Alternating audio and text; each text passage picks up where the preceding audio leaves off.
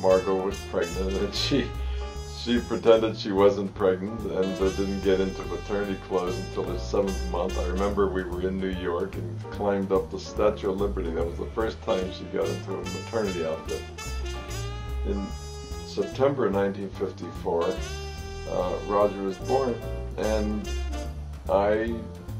Roger sort of delivered himself and I delivered the rest of them, but I was an intern at Jewish Hospital then, and they allowed me to be in the labor room with Margot, and then finally I had to leave to scrub and surgery, and in my mind it was about 20 minutes to 8 in the morning, and I faintly heard screaming Stan, and I ran back, and she said, "There's something between my legs."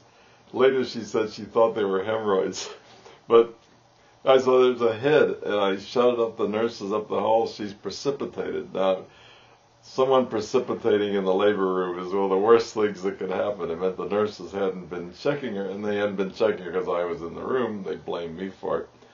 And at any rate, I pulled Roger out the rest of the way, and he was beet red and screaming, and he was born with hair on his head. And, her obstetrician, Schloss, backed me up against the wall. Remember, he's a very muscular, stocky guy. He looked like a guard on a professional football team. And he said, "You obstructed the conduct of the labor room." I remember that. When you're an intern, you think any criticism like that, your professional life is over. But nothing happened, and consequently, it was all a very happy time for us after Roger was born. And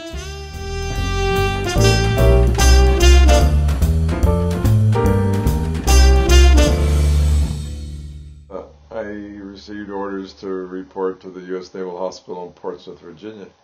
I had never heard of Portsmouth, Virginia.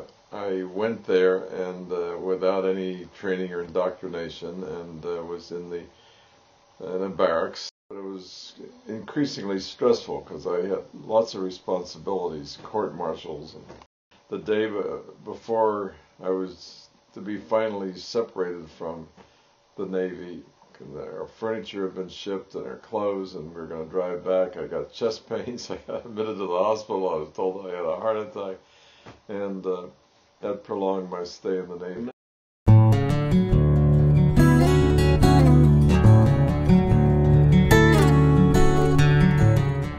Margot and I had enjoyed ourselves. It was the first time we had been able to save some money and have some leisure time.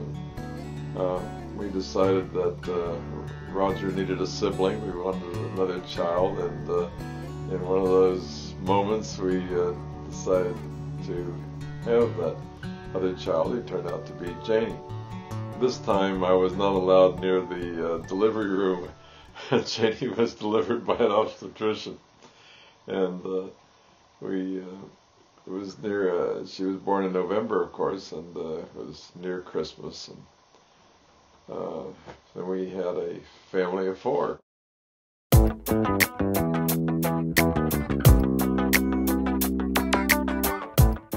And then we moved to Miami, where I finished my training at Jackson Memorial Hospital, and went into private practice at 495 Biltmore Way, where I practiced for the next 35 years. We first lived in Westchester, and lived there several years, and basically enjoyed it. And then in 1966 we moved into our home on 69th Place. After a couple of years we bought a 31-foot Egg Harbor with 2 engines, and we had many more adventures with that. It was named Kangaroo 2, and Roger and family would go out on it, and we fished early in the morning and on the weekends. Well, the Cuban Missile Crisis was a big event in Miami, and we could see convoys of military heading down to Key West. I don't remember being terribly anxious. I think it had made more impression on the kids than other people. The Kennedy assassination, I do remember, and it was just a disastrous thing. And that particular fall, my father had died in September, and then Kennedy was assassinated in November, and it was a time of my earlier activism and my liberal activism.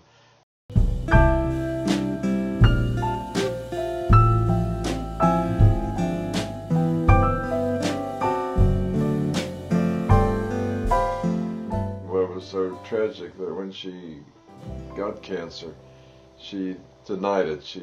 I think, knew about it for 8 years. She had a doctor who was willing to tell her it was okay to watch it until finally she succumbed to it. Illness, in a sense, is part of life. It lurks there, and it attacks us, and we got to fight it. You can't deny it.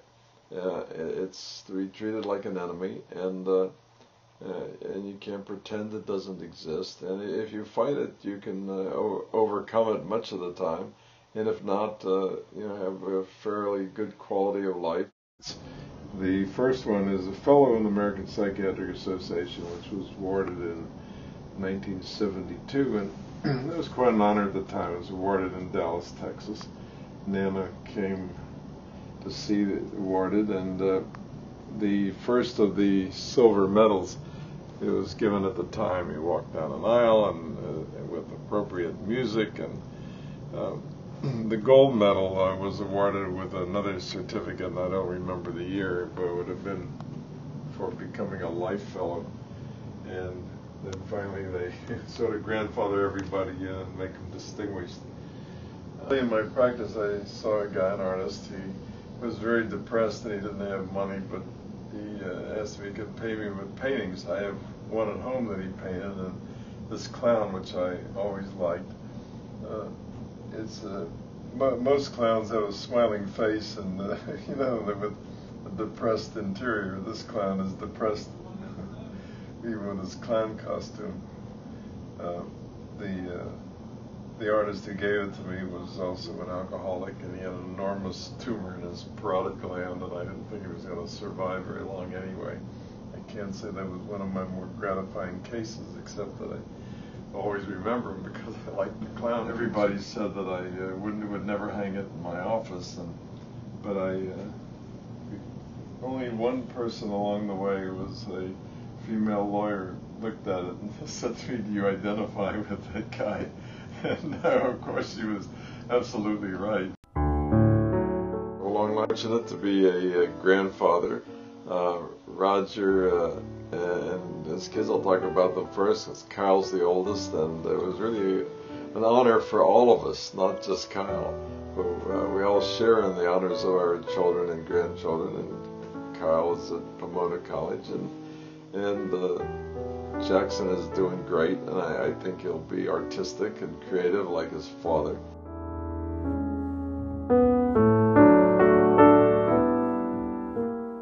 And as far as Jane's kids, she and Dan have two great sons. I really am very fond of both of them, and they're bright kids, and I feel that I'm very fortunate.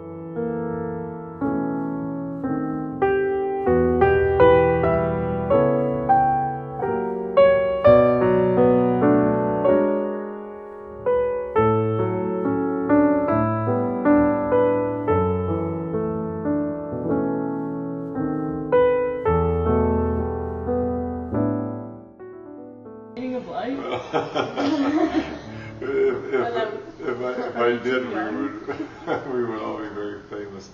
But people have been searching for the meaning of life forever, and that's why there's religion and philosophy, and you sort of develop your own core of thinking on these matters, and they evolve and change as you live and have new experiences.